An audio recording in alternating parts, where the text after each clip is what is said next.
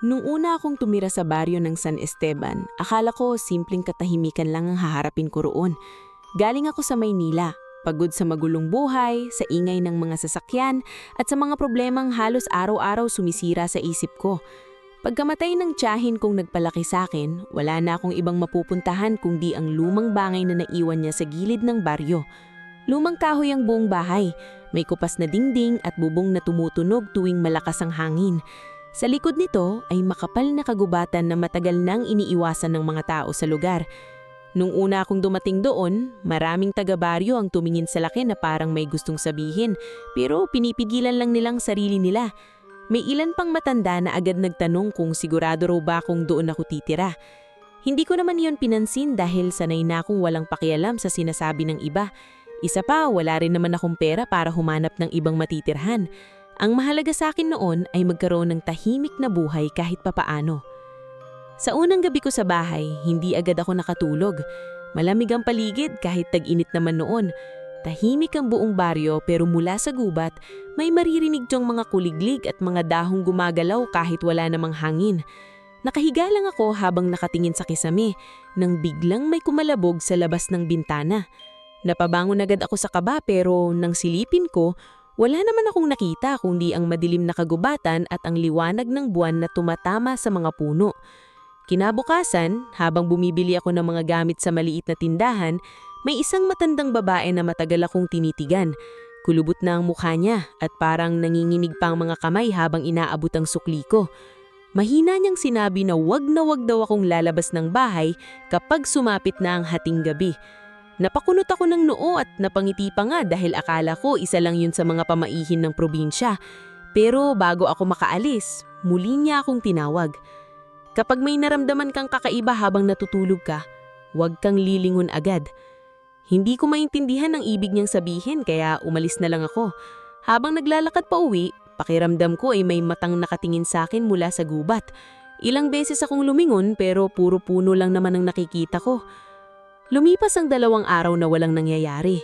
Naglinis ako ng bahay, nag-ayos ng mga lumang gamit ng tiyahin ko at pilit sinasanay ang sarili sa tahimik na buhay roon.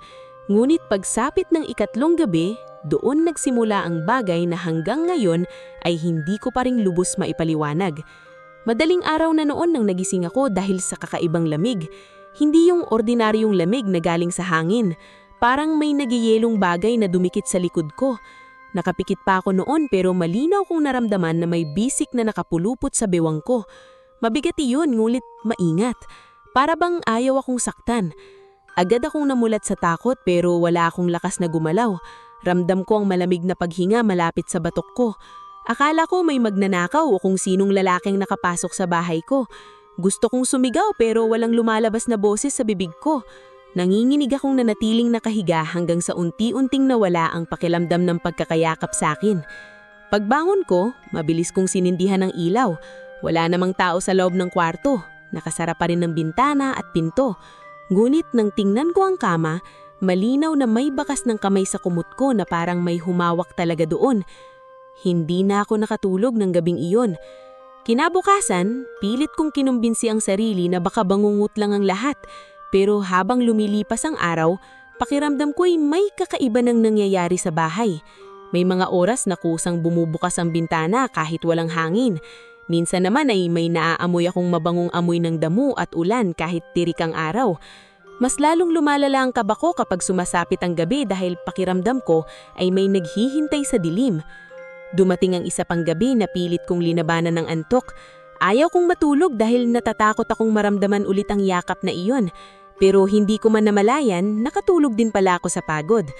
At muli, naramdaman ko iyon. May malamig na kamay na marhang humawak sa tiyan ko habang nakahiga ako.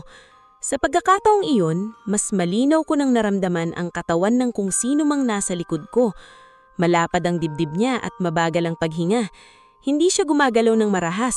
Sa totoo lang, kakaiba man pakinggan, may parte sa akin na nakaramdam ng kakaibang kapanatagan habang yakap niya ako. Unti-unti kong imulat ang mga mata ko. Sa gilid ng kama, may aninong nakatayo. Matangkad na lalaki. Nakahubad ang itaas ng katawan at natatamaan ng liwanag ng buwan ng balat niya. Hindi ko makitang ng liwanag ang mukha niya dahil madilim ang paligid, pero alam kong nakatingin siya sa akin. Nanigas ako sa takot at bago pa ako makasigaw, dahan-dahang umatras ang lalaki papunta sa pinakamadilim na bahagi ng kwarto hanggang sa tila siya'y natunaw sa dilim at biglang naglaho.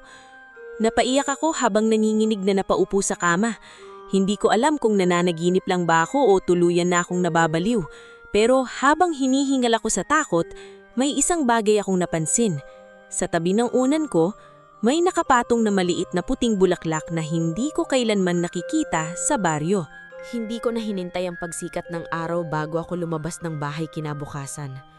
Halos hindi ako nakatulog matapos kong makita ang lalaking iyon sa loob mismo ng kwarto ko.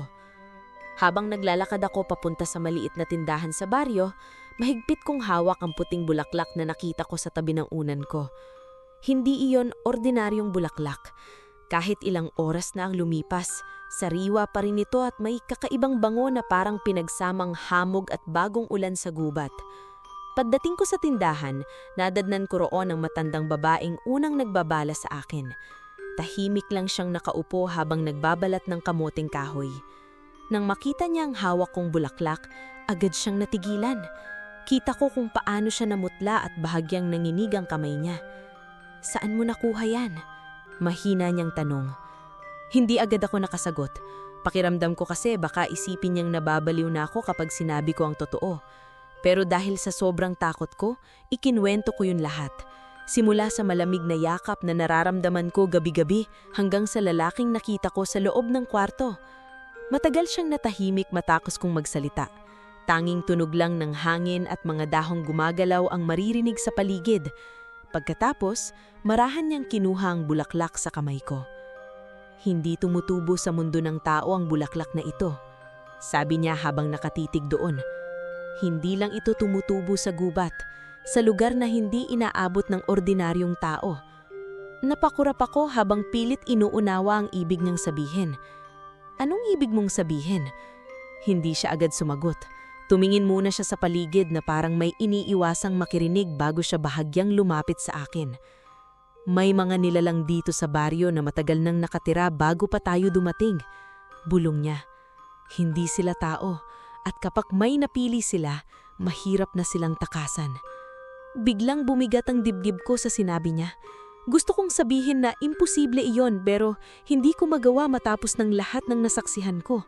Hindi ko rin maipaliwanag kung bakit habang tumatagal, mas lalo kong nararamdaman na totoo ang lahat. Pag-uwi ko ng bahay, sinubukan kong magdasal at magsindi ng kandila. Buong araw akong balisa. Tuwing napapatingin ako sa gubat sa likod ng bahay, pakiramdam ko may matang nakamasid sa akin mula sa pagitan ng mga puno. Ilang beses ko pang naisip na umalis na lang sa baryo pero wala naman akong mapuntahan. Pagsapit ng gabi, mas maaga akong nagsara ng mga bintana at pinto. Nilagyan ko pa ng harang ang likod na pintuan kahit alam kong wala namang normal na tao na basta papasok sa bahay. Habang nakahiga ako, pilit kong nilalabanan ng antok. Ayokong matulog, ayokong maranasan ulit ang bagay na iyon. Pero habang lumalalim ang gabi, unti-unti ring bumibigat ang mga mata ko. Hindi ko alam kung anong oras ako nagising pero muling bumalot ang matinding lamig sa buong kwarto. Parang biglang bumaba ang temperatura ng paligid. Nanigas agad ang katawan ko nang maramdaman ko na naman ang malamig na bisig na yumayakap sa baywang ko mula sa likuran. Sa pagkakataong iyon, mas malinaw nang naaamoy ang kakaibang samyo ng damo at ulan mula sa nilalang sa likod ko. Mabagal ang paghinga niya. Hindi siya gumagawa ng kahit anong marahas. Ang mas nakakatakot, habang yakap niya ako, pakilamdam ko unti-unting nawawala ang kaba ko. Parang may bahagi ng sarili ko na nasasanay na sa presensya niya. Dahan-dahan akong napamulat. Nanginginig pa rin ako habang pilit nalilingon ang nasa likod ko. At doon ko siya muling nakita. Mas malinaw na ngayon ang mukha niya dahil natatamaan siya ng liwanag ng buwan mula sa bintana. Napakagwapo niya, ngunit hindi normal ang itsura niya. Masyadong maputi ang balat niya at parang may kakaibang kislap ang mga mata niya sa dilim. Mahaba ng bahagya ang buhok niya at tila gumagalaw ang hangin sa paligid niya kahit sarado ang kwarto. Tahimik lang siyang nakatingin sa akin. Hindi ko maigalaw ang katawan ko habang nakatitig sa kanya. Sa halip na takot, May kakaiba akong nararamdaman na hindi ko maintindihan. Parang may bahagi sa isip ko na gusto siyang lapitan kahit nanginginig ako sa kaba. Bigla siyang yumuko nung bahagya at dahan-dahang inilapit ang mukha niya sa akin. Akala ko sasaktan niya ako kaya napapikit ako agad. Pero ang sumunod na naramdaman ay ang malamig niyang kamay na marahang humapos sa buhok ko. "Hindi kita sasaktan," mahina niyang sabi. Nanlaki ang mga mata ko dahil malinaw nang narinig ko ang boses niya. Malalim iyon ngunit kalmado. Parang may kakaibang bigat na hindi ko maipaliwanag. "Sino ka?" Naninginig akong tanong. Hindi siya agad sumagot. Sa halip matagal lang siyang nakatitig sa akin.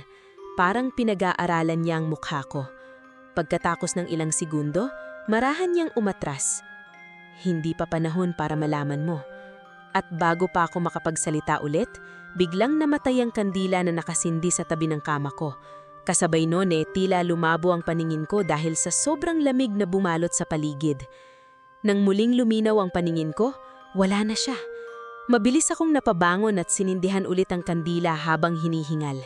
Nanginginig pa rin ang buong katawan ko. Pero nang napatingin ako sa salamin sa tapat ng kama, bigla akong natigilan.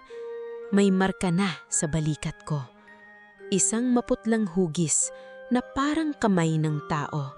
Halos hindi ako makahinga habang nakatitig sa marka sa balikat ko. Para talaga itong bakas ng kamay. Hindi siya pasa at lalong hindi sugat. Maputla itong kulay abo na parang unti-unting lumulubog sa balat ko. Ilang beses kong kinuskusi yun gamit ang bimpo pero ayaw mawala. Habang tumatagal, mas lalo akong kinikilabutan dahil pakiramdam ko ay may malamig na hangin na umiikot sa katawan ko.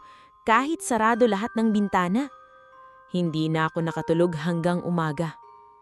Kinabukasan, agad akong pumunta kay Aling Sabel dala ang matinding kaba sa dibdib ko. Pagdating ko sa bahay niya, nadadnan ko siyang nagsisiga sa likod ng kubo niya. Ngunit nang makita niya ang mukha ko, agad siyang napatigil. "Anong nangyari?" tanong niya. Hindi na ako nagsayang ng oras at agad kong ipinakita ang marka sa balikat ko. Kita ko kung paano siya biglang namutla at napaatras ng bahagya. "Hinawakan ka na niya," bulong niya. Napakunot ang noo ko. Sino ba talaga siya? Tahimik na tumingin si Aling Sabel sa gubat sa likod ng baryo bago siya muling nagsalita. "Hindi lahat ng nilalang sa mundong ito nakikita ng ordinaryong tao. May mga engkanto rito na matagal nang naninirahan sa ilalim ng kagubatan. Karaniwan, iniiwasan nila ang mga tao. Pero minsan, may pinipili sila." Pakiramdam ko ay lalo akong lumamig sa sinabi niya. "Bakit ako?" Umiling siya. "Hindi ko alam, pero hindi normal na mag-iwan sila ng marka. Ibig sabihin yan, konektado na siya sa'yo." Hindi ko matanggap ang lahat ng naririnig ko. Lumaki akong hindi naniniwala sa mga ganong kwento. Akala ko noon, panakot lang yun ng mga matatanda sa probinsya. Pero paano ko ipapaliwanag ang lalaking nakikita ko gabi-gabi? Ang malamig na yakap, ang marka sa balat ko. Habang pauwi ako ng bahay, mas mabigat na ang pakiramdam ko. Pakiramdam ko ay may matang sumusunod sa bawat galaw ko. Kahit tirik ang araw, tila mas madilim ang gubat sa likod ng bahay kesa dati. Minsan pa nga, habang naglalakad ako malapit doon, may nakita akong anino sa pagitan ng mga puno. Mabilis lang iyon pero malinaw kong nakita ang matangkad na katawan ng isang lalaki bago ito nawala. Kinagabihan, pilit kong pinanatiling bukas ang ilaw sa buong bahay. Ayokong maranasan ulit ang pagdating niya. Habang kumakain ako ng hapunan, napansin kong mas lumalakas ang pandinig ko. Naririnig ko ang bawat galaw ng dahon sa labas, pati ang mga mahihinang tunog mula sa gubat. Maging ang amoy ng hangin ay tila mas malinaw sa ilong ko. Unti-unti akong kinakabahan dahil pakiramdam ko ay may nagbabago sa akin. Nang sumapit ang hating gabi, biglang namatay ang ilaw. Napamura ako sa gulat habang mabilis na naghahanap ng kandila. Ngunit bago ko pa ito masindihan, biglang bumukas mag-isa ang bintana ng kwarto ko. Malakas na malamig na hangin ang pumasok mula roon. At kasabay noon, ang pamilyar na amoy ng damo at ulan. Nanigas agad ang katawan ko.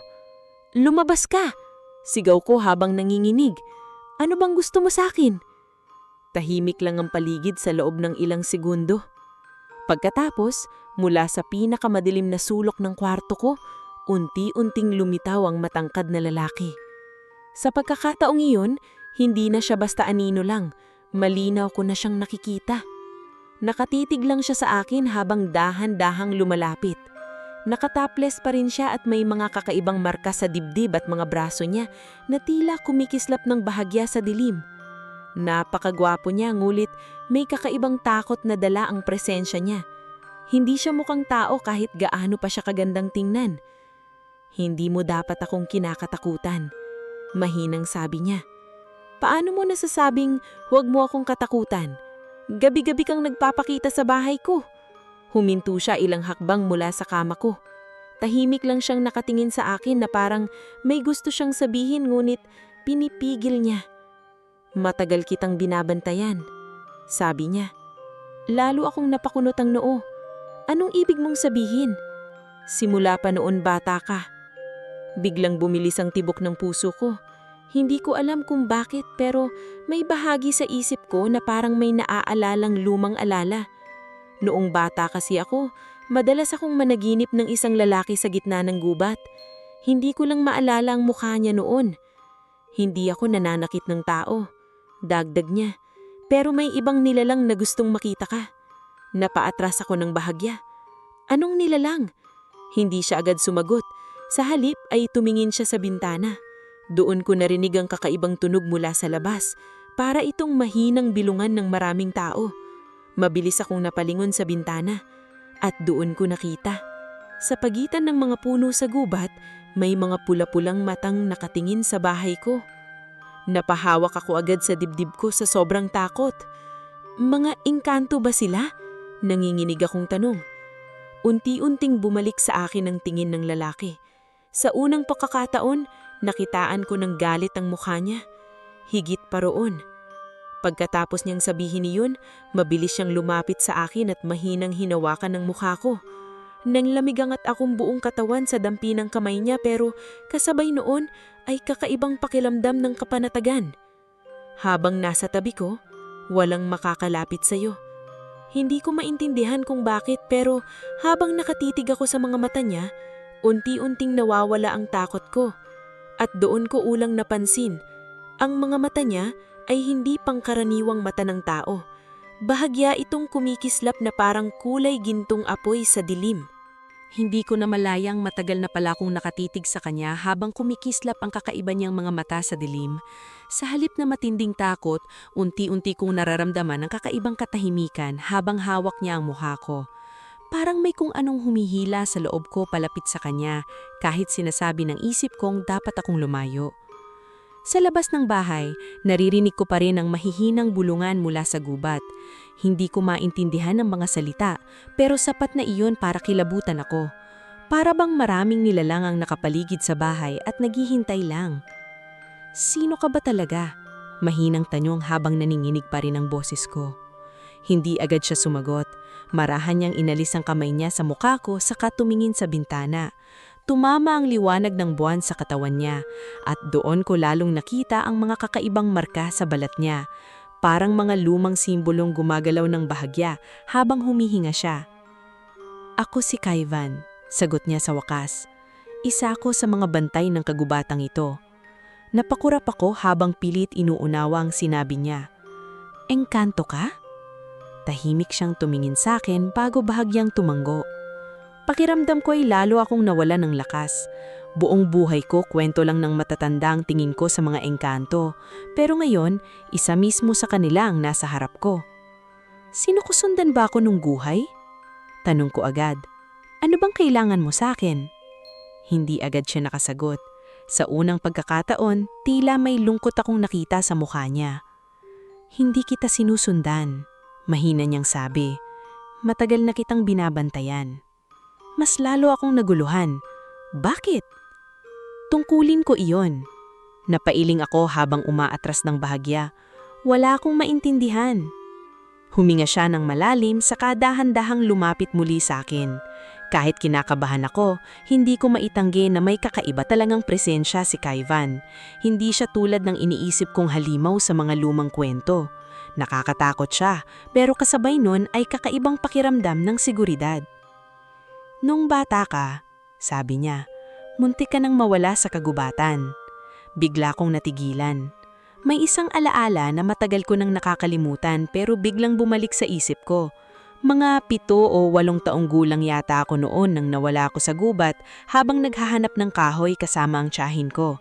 Ang taning natatandaan ko lang ay bigla kong napadpad sa sobrang lalim na bahagi ng kagubatan at may nakita akong matangkad na lalaki sa pagitan ng mga puno bago ako nawala ng malay. Pagkagising ko noon, nasa bahay na ako ulit at sinabi ng tiyahin ko na nakita raw niya akong walang malay malapit sa ilog. Namlamig ang buong katawan ko habang nakatitig kay Kaivan. "Ikaw ba yon?" Mahina kong tanong. Hindi siya sumagot, pero sapat na ang tingin niya para malaman ko ang sagot. Napaupo ako sa kama habang pilit inaayos ang mabilis kong paghinga. Hindi ko alam kung ano ang dapat kong maramdaman. Takot ba? Galit? O pagtataka? Bakit mo ako iniligtas noon? Dahil hindi ka dapat mamatay. Tahimik kaming dalawa sa loob ng ilang segundo. Sa labas, unti-unti nang nawawala ang mga mapupulang mata na nakita ko sa gubat. Pero pakiramdam ko ay mas mabigat na ngayon ang hangin sa paligid. "Hindi ligtas para sa iyo ang baryong ito," biglang sabi ni Kaivan. Napatingin agad ako sa kanya. "Anong ibig mong sabihin?" "May ibang nilalang na nakakaamoy na ang dugo mo." Napakunot ang noo ko. "Dugo ko?" Unti-unti siyang lumapit sa bintana habang nakatingin sa kagubatan. "Hindi ordinaryong tao ang pamilya mo." Bigla akong natawa ng bahagya dahil sa sobrang gulo ng lahat. "Ano na naman ang ibig mong sabihin?" Lumingon siya sa akin. Seryoso ang ekspresyon niya. "May dugong engkanto ang lahi ng nanay mo." Parang tumigil ang mundo ko matapos kong marinig yun. "Huwag mo akong lulukohin." "Hinding-hindi ako nagsisinungaling sa'yo." Napahawak agad ako sa ulo ko. Pakiramdam ko ay sabay-sabay na umiikot ang lahat ng impormasyon sa isip ko. Engkanto, bantay ng gubat, dugo ng engkanto. Hindi ko na alam kung ano ang paniniwalaan ko. "Kung totoo lahat ng sinasabi mo," mahina kong sabi, "bakit ngayon lang nangyayari ito?" Hindi agad sumagot si Kaivan. Sa halip ay tumingin siya diretso sa marka sa balakid ko. "Dahil nagising ka na." Hindi ko maintindihan ang ibig niyang sabihin, pero bago pa ako makapagtanong ulit, biglang may malakas na kalabog mula sa bubong ng bahay ko. Pareho kaming parehong napatingala. Sunod-sunod na kalabog ang narinig namin, parang may mabibigat na bagay na gumagalap sa taas ng bahay. Biglang namatay ulit ang kandila sa tabi ko at muling bumalot ang matinding lamig sa paligid. Mabilis na tumayo si Kaivan sa harap ko habang nakatitig sa kisame. At doon ko unang nakita ang pagbabago sa katawan niya. Unti-unting kumikislap ang mga marka sa balat niya habang nagiging mas matalim ang tingin ng mga mata niya. Biglang lumakas ang hangin sa loob ng kwarto kahit sarado lahat ng bintana. "Manatili ka sa likod ko," malamig niyang sabi. Kinabahan ako lalo nang marinig ang mahihinang ungol mula sa bubong. Hindi yun tunog ng tao o hayop. At pagkatapos ng ilang segundo, may mahahabang kuko na dahan-dahang lumusot sa kisame ng kwarto ko. Napaatras ako habang nanginginig nang makita ko ang mga habang kuko na unti-unting bumaba mula sa kisame ng kwarto ko. Kasunod nun ay ang tunog ng mabigat na paggapang sa bubong. Pakiramdam ko ay mawawalan na ako ng malay sa sobrang takot. Ngunit si Kaivan ay nanatiling nakatayo sa harap ko. Tila handang harapin kung anuman ang nasa taas namin. Biglang may malakas na kalabog. Nabiak ang bahagi ng kisame at may maitim na nilalang na bumagsak sa loob ng kwarto. Napasigaw ako habang napapaatras sa kama. Hindi ko maipaliwalag ang itsura nito. Halos tao ang hugis pero sobrang payat. Mahaba ang mga braso at kulay abo ang balat na tila nabubulok. Ang pinakamatinding nakakatakot ay ang mga mata nitong mapupula na parang nagliliyab sa dilim. Mabilis itong suminghal habang nakatitig sa akin. Parang hayop na gutom na gutom. Ngunit bago pa ito makalapit, mabilis na humarang si Kaivan.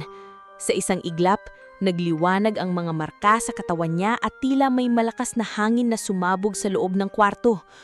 Tumilapon agad ang nilalang papunta sa dingding habang umuunggol ng napakalakas.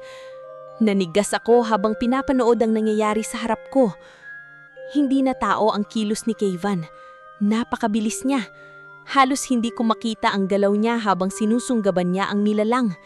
Narinig ko ang malalakas na unggol at tunog ng pagkabasag ng kahoy habang naglalaban sila sa loob mismo ng bahay ko. "Lumakas ka rito!" Sigaw ni Kayvan habang hinahawakan ng leeg ng nilalang. Ngulit biglang natawa ang halimaw sa kakaibang paraan. Parang maraming boses ang sabay-sabay na nagsasalita mula sa bibig nito. Nagigising na siya. Naaamoy na namin siya. Lalong nanlamig ang katawan ko sa sinabi nito. Sa isang iglap, muling lumakas ang hangin sa paligid at biglang naglaho ang nilalang parang usok. Kasabay nun ay ang sunod-sunod na kalabog mula sa bubong hanggang sa tuluyang tumahimik ang paligid. Tanging malalakas na paghinga ko na lang ang maririnig sa kwarto. Nanatiling nakatayo si Kayvan habang nakatitig sa butas sa kisame. Unti-unti ring nawala ang liwanag ng mga marka sa katawan niya. Ngulit kahit humarap siya sa akin, bakas pa rin ang matinding galit sa mukha niya. "Ano iyon?" Nanginginig kong tanong. Hindi agad siya sumagot. Dahan-dahan siyang lumapit sa bintana at sumilip sa gubat. Hindi sila tunay na engkanto, mga ligaw na nilalang na matagal nang nabubuhay sa pagitan ng mundo ng tao at mundo namin. Bakit ako ang gusto nila? Tahimik siyang napapikit sandali bago tumingin muli sa akin. "Dahil sa dugo mo." Hindi ko na napigilan ang sarili ko. Bigla akong naluha habang napapailing. Ayaw ko na nito. Hindi ko maintindihan kung bakit nangyayari ito sa akin. Unti-unting lumambot ang ekspresyon ni Kayvan habang nakatingin sa akin. Sa unang pagkakataon, tila may awa akong nakita sa mga mata niya. "Hindi ko ginusto na madamay ka, pero nagsimula na ang lahat. Hindi ka na nila titigilan." Napaupo ako habang pilit pinapakalma ang sarili ko. Naninginig pa rin ang mga kamay ko. Hindi ko alam kung ilang minuto kaming natahimik matapos iyon. Hanggang sa bigla akong nakaramdam ng matinding hilo. Napahawak ako agad sa gilid ng kama habang umiikot ang paningin ko. "Anong nangyayari?" Bulong ko. Mabilis na lumapit si Kayvan at hinawakan ako bago pa ako tuluyang tumamba. Nanlamig agad ang katawan ko sa pagdampi ng kamay niya. Ngunit kasabay nun ay parang bahagyang gumaan ang pakiramdam ko.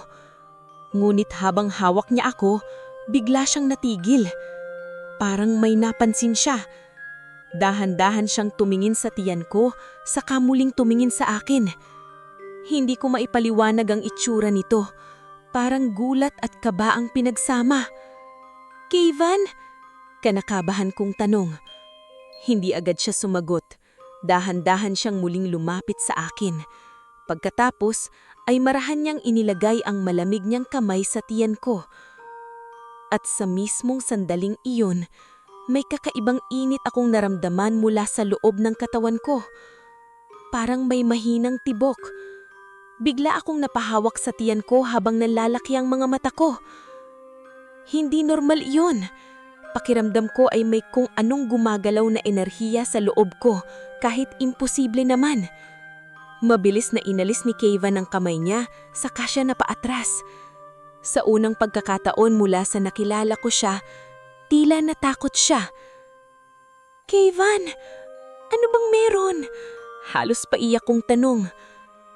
Tahimik siyang nakatitig sa akin habang mabigat ang paghinga niya. Pagkatapos ng ilang segundo, mahina siyang sinabi, "Kailangan kitang ilayo rito." "Bakit?" "Dahil kapag nalaman nila..." Himinto siya sandali habang nakatingin sa tiyan ko. "Papatayin ka nila." Parang nawalan ako ng hangin matapos marinig iyon. Hindi ko alam kung bakit, pero biglang bumilis ang tibok ng puso ko habang nakatingin sa kanya. At doon ko napansin, unti-unting umiilaw ang marka ng kamay sa balikat ko. Halos hindi ako makapagsalita habang nakatitig sa marka sa balikat ko na unti-unting umiilaw. Para itong mahinang gintong apoy na gumagalaw sa ilalim ng balat ko. Kasabay nun ay ang kakaibang init na kumakalat mula tiyan ko hanggang dibdib. Hindi ko maintindihan kung anong nangyayari sa katawan ko, pero kitang-kita ko sa mukha ni Kevin na hindi ito ordinaryong bagay. Mabilis siyang lumapit sa bintana at sumilip sa gubat. Tahimik ang paligid, pero ramdam kong may mali. Masyadong mabigat ang hangin sa labas. Kahit ang mga kuliglig ay tila tumigil sa pag-iingay. Kailangan nating umalis ngayon din, seryoso niyang sabi. Ano bang meron sa akin? Nanginginig kong tanong. Bakit parang natatakot ka? Humarap siya sa akin, ngunit tila hirap siyang sabihin ang gusto niyang sabihin. Sa unang pagkakataon, nakita kong hindi siya sigurado sa sarili niya. May nabuo ng koneksyon sa pagitan natin. Mahina niyang sabi. Napakunot agad ang noo ko. Anong koneksyon? Tinitig siya sa tiyan ko bago muling bumalik ang tingin sa akin. May posibilidad na may nabubuhay na sa loob mo. Pakiramdam ko ay biglang tumigil ang mundo ko. Ano? Halos pabulong kong sabi. Hindi ako makahinga ng maayos matapos kong marinig iyon. Imposible. Wala akong nobyo, wala akong ibang lalaking nakasama. Ngunit habang inaalala ko ang mga gabing nararamdaman ko ang malamig niyang yakap at ang kakaibang init na kanina ko lang naranasan, unti-unting bumigat ang dibdib ko. Huwag kang magbiro ng ganyan, sabi ko habang umaatras. Hindi posible yan. Hindi siya nagsalita agad. Kita ko sa mukha niyang ayaw niya ring paniwalaan ang lahat. Sa mundo namin, mahina niyang sabi, kapag nagising ang marka, ibig sabihin may nabuo ng ugnayan. Napahawak ako agad sa ulo ko habang unti-unting bumibilis ang tibok ng puso ko. Hindi ko alam kung matatakot ba ako o magagalit. Ngunit higit sa lahat, nalilito ako. Hindi, halos kong sabihin habang napapailing. Hindi maaari. Bago pa ako makapagsalita muli, biglang lumakas ang hangin sa labas. Kusang bumukas sa mga bintana ng bahay at sabay-sabay na namatay ang mga kandila. Kasabay nun ay ang mga bulong. Mahihinang boses mula sa labas ng bahay. Natagpuan na namin siya. Dinadala niya ang dugo. Hindi dapat mabuhay. Napahawak agad ako sa braso ni Kevin habang nanginginig. Sa labas ng bintana, unti-unti kong nakikita ang mga mapupulang matang sumisilip sa pagitan ng mga puno. Mas marami sila ngayon. At mas malapit. Mabilis akong hinila ni Kevin palapit sa kanya. Huwag kami lalabas ng bilog, sabi niya habang lumuluhod sa sahig. Hindi ko agad naintindihan ang ginagawa niya hanggang sa makita kong may lumiliwanag na simbolo sa sahig habang dinidiinan niya iyon ng kamay. Unti-unting labuo ang isang malaking bilog na may kakaibang mga marka sa paligid namin. Pagkatapos nun ay tumayo siya at humarap sa pintuan. Anong ginagawa mo? Takot kong tanong. Pinipigilan ko silang makapasok. Maya-maya lang ay nagsimula ng yumanig ang buong bahay dahil sa malalakas na kalabog mula sa labas. Para bang may maraming nilalang na pilit binabangga ang mga dingding at pintuan.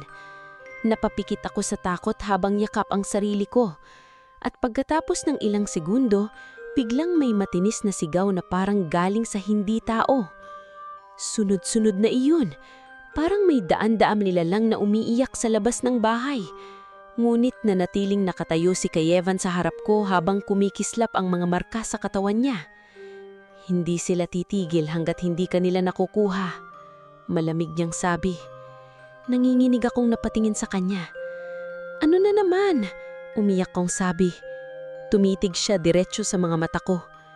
Hindi ordinaryong bata ang dinadala mo. Parang bumagsak lalo ang dibdib ko matapos kong marinig yun. Bago pa ako makapagtano, biglang may malakas na sigaw na umalingaw-ngaw sa mula sa kailaliman ng gubat.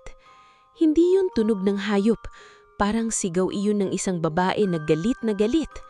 Kasabay nun ay ang biglang pagkabitak ng mga salamin sa bahay. At bago pa kami makakilos, may malamig na tinig na bumulbol mula mismo sa labas ng pintuan. Ibalik mo siya sa amin, Kevin. Nanigas ang buong katawan ko nang marinig ko ang malamig na boses ng babae mula sa labas ng pintuan. Hindi iyon ordinaryong tinig, parang may halong pag-ungol at galit ang bawat salita niya. Kasabay ng boses na iyon ay ang biglang paglamig ng buong bahay. Maging ang hininga ko ay tila nagiging usok sa sobrang lamig ng paligid. Mahigpit kong hinawakan ang braso ni Kayvan habang nanginginig. Sino iyon? Mahina akong tanong. Hindi agad siya sumagot. Nakatitig lang siya sa pintuan habang unti-unting umiilaw ang mga marka sa katawan niya. Sa unang pagkakataon mula nang nakilala ko siya, tila hindi lang galit ang nararamdaman niya, kundi kaba rin. Siyang isa sa mga dahilan kung bakit hindi ako maaaring lumapit sa tao. Malamig niyan sabi. Bago pa ako makapagtanong ulit, biglang may malakas na pagkatok sa pintuan. Alingaw-ngaw iyon sa buong bahay na parang kayang durugin ang kahoy sa lakas. Kayvan, muli nitong tawag mula sa labas, ibigay mo ang babae. Kasunod nun ay ang mahinang tawa ng babae na lalo lang nagpalamig ng dugo ko. Dahan-dahang lumapit si Kayvan sa pintuan, ngunit hindi niya ito binuksan. Nakatalikod siya sa akin habang mahigpit ang pagkakakuyom ng mga kamao niya. Umalis ka rito, Seraphine. Mababa niyang sabi. Biglang tumahimik ang paligid. Pagkatapos ng ilang segundo, kusang bumukas ang isang bintana sa sala. Malakas na hangin ang pumasok sa bahay kasabay ng amoy ng basang lupa at bulaklak na nabubulok. At mula sa dilim ng labas, unti-unti may babaeng pumasok. Napaatras ako agad sa takot. Napakaganda niya ngulit may kakaiba sa mukha niya. Sobrang puti ng balat niya at tila walang buhay. Mahaba ang buhok niyang halos sumayad sa sahig habang gumagalaw kahit walang hangin. Nakasuot siya ng maitim na kasuotan na parang gawa sa usok. Ngunit ang pinakamanakakatakot ay ang mga mata niyang kulay abo na tila walang kaluluwa. Ngumiti siya habang nakatingin sa akin. At ito pala ang mortal. Malamig niyang sabi. Mas lalo akong napahawak kay Kayvan nang maramdaman kong tila naninikip ang dibdib ko habang tinitignan ako ng babae. Huwag mo siyang titigan. Mahina ngunit matigas na sabi ni Kayvan. Napangiti si Seraphine habang bahagyang ikiniling ang ulo niya. Pinoprotektahan mo siya? Hanggang kailan? Hindi sumagot si Kayvan. Dahan-dahang lumapit si Seraphine ngunit bigla siyang natigilan nang matamaan siya ng liwanag mula sa simbolong iginuhit ni Kayvan sa sahig. Bigla siyang napangingi na tila nasaktan. Hanggang dito ka lang, malamig na sabi ni Kayvan. Sandaling nagdilim ang mukha ni Seraphine bago siya muling ngumiti. Alam mong hindi mo maitatago ang babae habang buhay. Naaamoy na siya ng buong kagubatan. Napapikit ako habang pilit pinakakalma ang sarili ko. Pakiramdam ko ay gusto ko nang tumakbo ngunit hindi ko alam kung saan ako pupunta. Maya-maya, biglang tumingin si Seraphine diretso sa tiyan ko at sa unang pagkakataon, nakita kong nawala ang ngiti sa mukha niya. Hindi, mahina niyang sabi. Unti-unti siyang napaatras habang nakatitig sa akin. Bakit? Bakit siya? Biglang sumangot si Kayvan habang mabilis na humarang sa harap ko. Umalis ka na. Ngunit hindi agad gumalaw si Seraphine, tila hindi siya makapaniwala habang nakatitig sa tiyan ko. Dinadala niya ang tagapagmana, bulhong niya. Pakiramdam ko ay lalo akong nalito sa naririnig ko. Anong tagapagmana? Naninigik akong tanong. Ngunit bago pa sila makasagot, biglang lumakas ang hangin sa loob ng bahay. Kasabay noon ay ang pag-ilaw ng marka sa balikat ko at ang matinding init sa tiyan ko. Napahawak ako agad sa tiyan ko habang napapangiwi. At sa mismong sandaling iyon, nakita kong ilang alaala sa isip ko. Mga puno na napakalaki. Isang lugar sa ilalim ng kagubatan na maliwanag kahit walang araw. Mga nilalang nakahawig ng tao, ngunit may kumikislap na mga mata. At sa gitna ng lahat ng iyon ay isang batang babae na may gintong marka sa balikat tulad ng sakin. Bigla akong napasinghap habang bumabalik sa normal ang paningin ko. Mabilis akong sinalo ni Kayvan bago pa ako tumamba. Ano iyon? Hiningal kong tanong. Ngulit hindi agad siya sumagot. Sa halip ay seryoso siyang tumingin kay Seraphine. Hindi pa siya handa. Ngumiti ng bahagya si Seraphine ngunit wala iyong saya. Parang awa at selos ang maghalong emosyon sa mukha niya. hindi mo pa rin matanggap kay Ivan. Kahit anong gawin mo, nakatali na siya sa mundo natin.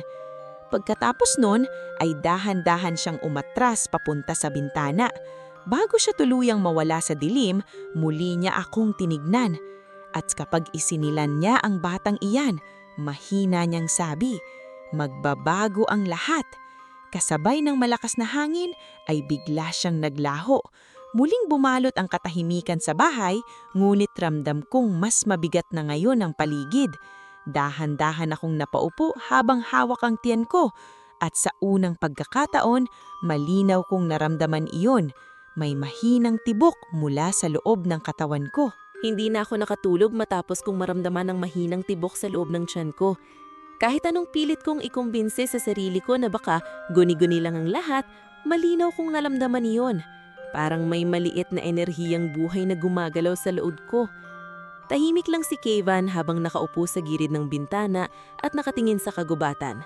Hindi ko alam kung anong tumatakbo sa isip niya pero ramdam kong mas mabigat ang katahimikan niya kaysa dati. Unti-unti akong tumayo mula sa kama habang hawak pa rin ang tiyan ko. Sabihin mo sa akin ang totoo. Mahina akong sabi. Ano ba talagang nangyayari? Hindi agad siya lumingon. Matagal muna siyang nanahimik bago siya nagsalita. Kapag isinilang ang batang kalahating tao at kalahating engkanto, may mga bagay na nagigising.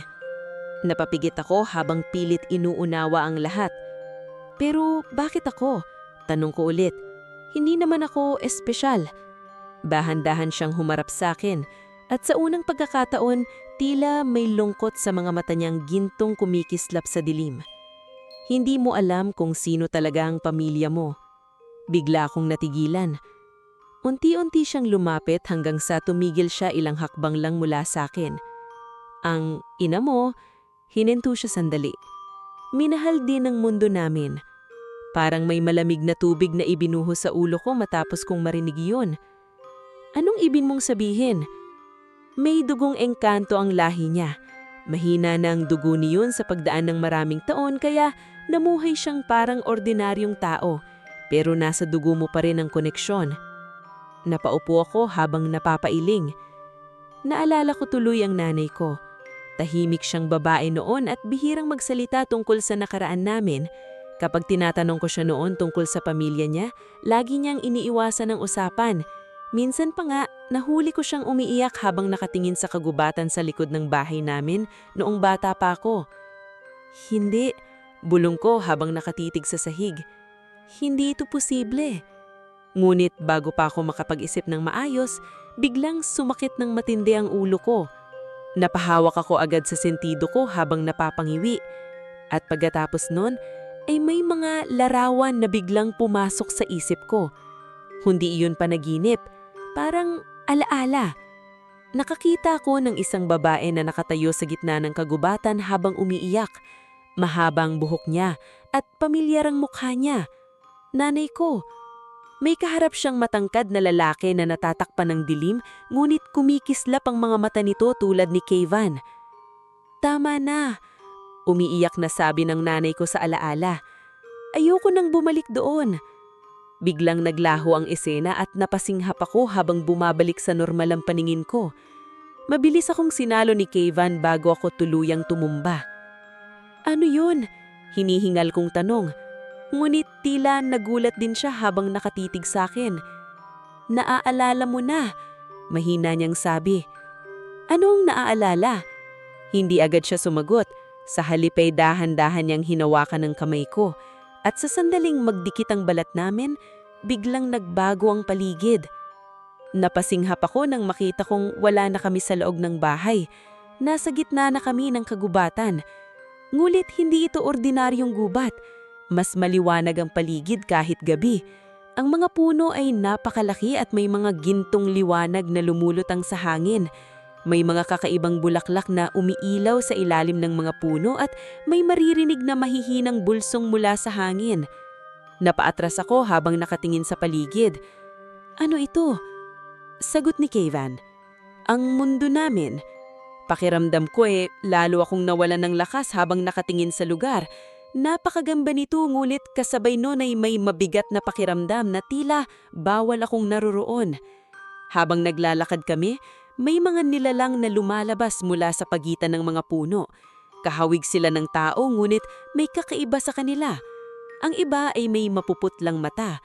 Ang iba naman ay may mahahabang buhok na tila gumagalaw ng kusa. Lahat sila ay nakatingin sa akin at hindi maganda ang tingin nila. May galit, may pagtataka, may takot. Unti-unti akong lumapit kay Kevin habang kinakabahan. Bakit parang galit sila sa akin? Hindi agad siya sumagot. Dahil ikaw ang unang mortal na nagdala ng batang may dugong tulad niyan matapos ang maraming taon. Biglang bumigat ang dibdib ko. Habang naglalakad kami sa gitna ng kakaibang lugar, mas lalo kong nararamdaman ang init sa tiyan ko. Minsan pa nga parang may mahinang tibok ng puso na sumasabay sa bawat hakbang ko. Hanggang sa makarating kami sa isang malaking lawa na napapalibutan ng napakalalaking puno. At doon ko nakita ang isang matandang babae na nakasuot ng puting kasuotan. Pagkakita niya sa akin, bigla siyang natigilan. Unti-unti siyang lumapit habang nakatitig sa mukha ko. Pagkatapos ng ilang segundo, dahan-dahang nanlaki ang mga mata niya. Kamukhang mukha niya. Bulso nito. Napakunot ang noo ko. Sino? Ngulit bago pa siya makasagot, biglang dumilim ang buong paligid. Kasabay nun ay ang malakas na hangin mula sa kagubatan at mula sa kailaliman ng mga puno ay may malalim na boses na umilangwang. Ibinalik mo siya rito, Kevin. Biglang nanahimik ang buong paligid matapos marinig ang malalim na boses mula sa kailaliman ng kagubatan. Maging ang hangin ay tila tumigil sa paggalaw. Nakaramdam ako ng matinding kaba habang nakatingin sa madilim na bahagi ng mga puno kung saan nanggaling ang tinig. Unti-unting lumitaw mula sa dilim ang isang matangkad na lalaki. Mas matangkad siya kaysa kay Kevin at mas mabigat ang presensya niya. Mahaba ang kulay pilak niyang buhok at tila kumikislap ang mga mata niyang kulay abo habang nakatingin sa akin. Nakasuot siya ng maitim na kasuotan na parang gawa sa usok at dahon. Ngunit higit sa lahat, ramdam ko agad na mas makapangyarihan siya kaysa sa lahat ng nilalang na nakita ko. Lahat ng engkanto na nasa paligid ay agad yumuko nang makita siya. Maging ang matandang babaeng nasa tabi ng lawa ay umurong ng bahagya. Orion, mahina ngunit matigas na sabi ni Kevin. Tumingin lamang ang lalaki kay Kevin bago muling ibinalik ang tingin sa akin. Pakiramdam ko ay tila binabasa niya ang buong pagkatao ko gamit lamang ang mga mata niya. At siya ang mortal, malamig niyang sabi. Hindi ako makasalita habang mahigpit kong hawak ang tiyan ko. Habang tumatagal ang tingin niya sa akin, mas lalo kong nararamdaman ang init sa loob ng katawan ko. Unti-unti siyang lumapit. Agad humarang si Kevin sa harap ko. Huwag mo siyang lalapitan. Bahagyang ngumiti si Orion, ngunit walang anumang kabaitan doon. Hindi mo pa rin matanggap ang kapalaran mo, sabi niya. Hindi ito kapalaran, malamig na sagot ni Kevin. Kasalanan ito. Biglang bumigat ang katahimikan sa paligid. Napakunot ang noo ko habang palipat-lipat ng tingin sa kanilang dalawa. Anong ibig ninyong sabihin? Tanang ko.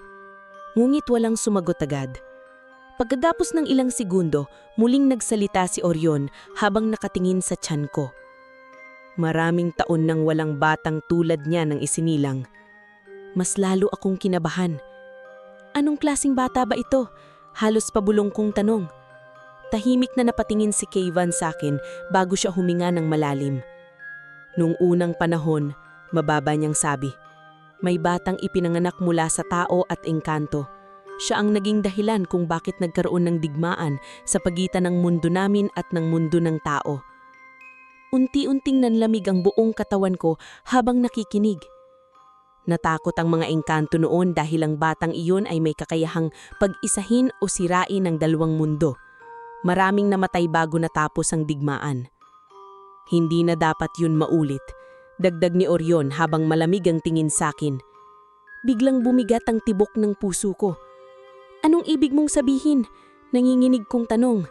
Ngunit bago pa sila makasagot, biglang sumakit ng matindi ang tiyan ko. Napahawak ako agad habang napapangiwi sa sakit. Kasabay nun ay ang malakas na hangin na umikot sa buong kagubatan.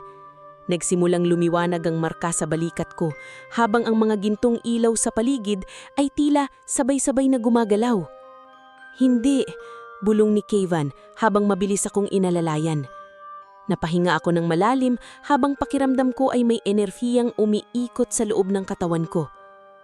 At pagkatapos nun ay may narinig akong tibok. Hindi lang isa, dalawa. Nanlaki ang mga mata ko habang nakatingin kay Kayvan. Kayvan! Ngunit bago pa siya makasalita, biglang may malakas na sigaw mula sa kagubatan. Kasabay nun ay ang paglitaw ng mga nilalang na dati ko nang nakita sa paligid ng bahay ko. Ang mga payat at kulay abong nilalang na may mapupulang mata ay nagsimulang lumabas mula sa pagitan ng mga puno. At napakarami nila. Biglang nagkagulo ang buong paligid habang nagsimulang umatake ang mga nilalang. Dalhin siya rito, sigaw ni Kayvan habang hinahawakan ako. Mabilis niyang akong hinila, palayo habang nagsimula ang labanan sa paligid namin. Nakita kong mabilis na kumikilos ang mga engkanto habang nakikipaglaban sa mga halimaw na tila galing sa kadiliman mismo. Ngumit habang tumatakbo kami, biglang may isang nilalang na sumugod sa amin mula sa gilid. Bago pa ako makasigaw, mabilis itong sinunggaban ni Kayvan at itinapon sa puno. Nanginginig akong napaatras habang napapanood ang madilim na dugo na tumalsik sa damuhan. Hindi ko na maintindihan ang lahat ng nangyayari. Tanging ang malalakas na sigaw at hangin na lamang ang naririnig ko. Kayvan! Sigaw ko nang makita kong paraming-parami na ang mga nilalang. Biglang lumitaw si Seraphine sa harap namin. Ngunit sa pagkakataong iyon, wala na ang kanyang malamig na ngiti. Seryoso na ang mukha niya habang nakatingin sa paligid. Hindi sila titigil. Naamoy na nila ang bata. Mabilis na pahawak ako sa tiyan ko. At sa mismong sandaling iyon, biglang may matinding liwanag na lumabas sa katawan ko. Napapikit ako agad habang malakas na hangin nang sumabsab sa paligid. Kasabay nun ay ang sunod-sunod na sigaw ng mga nilalang. Nang muli kong mabuksan ang mga mata ko, natigil ang lahat. Maging ang mga halimaw ay tila natakot. Dahil sa harap ko, unti-unting lumulutang sa hangin ng mga maliliit na gintong ilaw habang umiikot sa katawan ko. At sa loob ng liwanag na iyon, malinaw kong nakita ang anyo ng isang batang babae na tila gawa ng liwanag. Nakatingin siya sa akin, at pagkatapos ng ilang segundo, bigla siyang naglaho. Tahimik ang buong paligid. Maging si Orion ay tila hindi makapaniwala habang nakatitig sa akin. At doon niya sinabi ang bagay na lalo kong ikinabigla. Naggising na ang tagapagmana. Hindi ko maramdaman ang sarili kong paghinga habang nakatayo sa gitna ng kagubatan. Nakapaligid sa akin ng mga gintong liwanag na tila may sariling buhay. Ang anyo ng batang babae na nakita ko sa loob ng liwanag ay matagal na nanatili sa isip ko kahit naglaho na ito. Tahimik ang lahat. Magi ang mga nilalang na umatake kanina ay tila umurong sa takot. Unti-unting lumapit si Orion habang hindi inaalis ang tingin sa akin. Hindi ito dapat nangyari, malamig niyang sabi. Ngunit bago pa siya makalapit, mabilis na humarang si Kayvan sa harap ko. Sa unang pagkakataon, nakita kong tila handa niyang labanan kahit ang sarili niyang uri para lamang maproteksyonan ako. Walang lalapit sa kanya, madiin niyang sabi. Napatingin ako kay Kayvan habang mabigat ang dibdib ko. Sa gitna ng lahat ng takot at kaguluhan, malinaw kong naramdaman na totoo ang pagproteksyon niya sa akin. Hindi na iyon simpleng awa o tungkulin lamang. Ngunit bago pa muling magsimula ang tensyon sa paligid, biglang sumigaw ako dahil sa matinding sakit sa tiyan ko. Pakiramdam ko ay may apoy na umiikot sa loob ng katawan ko. Agad akong napaluhod sa damuhan habang hinihingal. Mabilis akong inalayanan ni Kayvan ngunit kahit siya ay tila hindi alam ang gagawin. Bulang ara hindi pa oras, bulong niya habang natataranta. Unti-unting lumakas ang hangin sa paligid. Ang mga puno sa kagubatan ay tila yumuyuko habang lumalakas ang gintong liwanag sa paligid ng katawan ko. At pagkatapos nun ay may kakaibang boses akong narinig sa loob ng isip ko. Mahina ngunit malinaw. Ina. Napasinghap ako habang napahawak sa tiyan ko. Kasabay nun ay ang biglang pagdilim ng buong paligid. Ang mga gintong ilaw sa hangin ay sabay-sabay na umikot sa taas ng kagubatan, habang ang lupa ay tila bahagyang yumanig. Hindi na natin siya kayang itago, sabi ni Seraphine habang nakatingin sa akin. Wala na ang galit sa mukha niya, sa halip ay tila may takot na siyang nararamdaman. Biglang may malalakas na sigaw na umalingaw-ngaw mula sa pinakamalalim na bahagi ng kagubatan. Mas malakas iyon kaysa dati, parang libu-libong nilalang ang sabay-sabay na nagising. At pagkakapos nun ay lumitaw sila. Napakaraming madidilim na nilalang na may mapupulang mata ang nagsimulang gumapang palabas ng kagubatan. Mas marami sila kaysa dati at mas nakakatakot ang anyo nila. Ang iba ay may mahahabang sungay, ang iba naman ay halos puro anino lamang. Napaatras ang ibang engkanto sa paligid.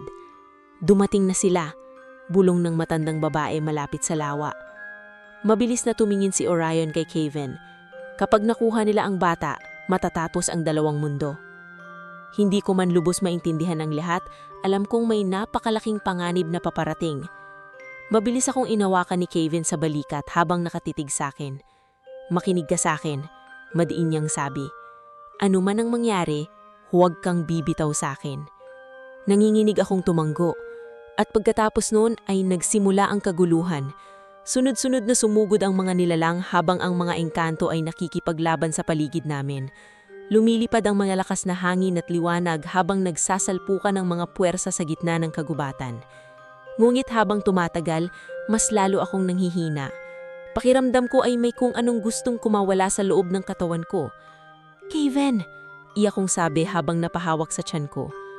Mabilis siyang inayak sa akin habang pilit niyang akong pinapakalma. At sa mismong sandaling iyon, biglang lumiwanag ng napakalakas ang buong kagubatan. Napapikit ang lahat dahil sa sobrang liwanag.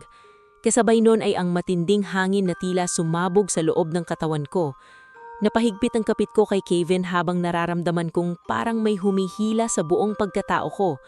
At pagkatapos ng ilang segundo, biglang tumahimik ang lahat. Unti-unti kong imulat ang mga mata ko.